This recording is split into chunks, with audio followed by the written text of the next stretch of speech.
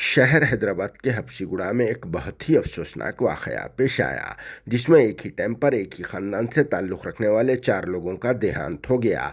जहां husband wife ने अपने 2 कमसीन बच्चों को जान से मार देने के बाद खुद भी अपनी जान दे दी।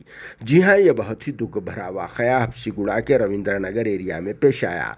मरने वाले लोगों की 44 साला कुत्ता चंद्रशेखर रेड्डी, इनकी बीवी 35 साला कविता, बेटी 13 साला श्रीता रेड्डी और बेटे 10 साला विशांत रेड्डी की हैसियत से शिनाख्त की गई है। अनजहानी कुत्ता चंद्रशेखर रेड्डी गुज़िश्ता 2 साल यानी 2023 से बेरोजगारी का शिकार थे। इससे पहले वो एक प्राइवेट कॉलेज में जूनियर लेक्चरर के तौर पर जॉब किया कर रहे थे, मगर जॉब चले जाने की वजह से रेड्डी बेरोजगार हो गए और फिर कर्जों के बोझ में भी दब गए। इसी वजह से चंद्रशेखर रेड्डी और उनकी बीवी कविता ने अपने कमसीन बच्चों के साथ ये इक़दाम करने का फैसला ले लिया।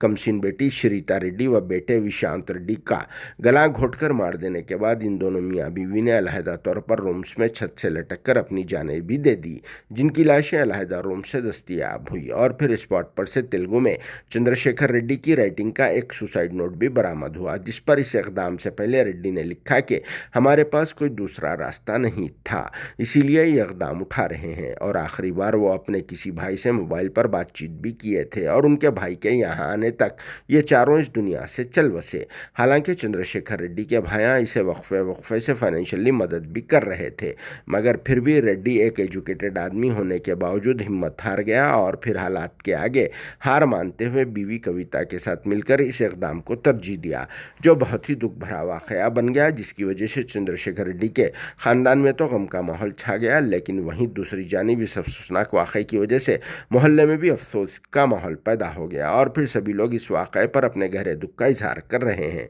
बाद में पुलिस को इस वाक़े की इत्तला दी गई, जिसके फौरी बाद पुलिस टीम ने स्पॉट पहुंचकर यहां का तफसीली मुआयना किया और इस सिलसिले में एक केस बुक करके तहकीकात का आगाज़ कर दिया। Bureau report, RS news, Hyderabad.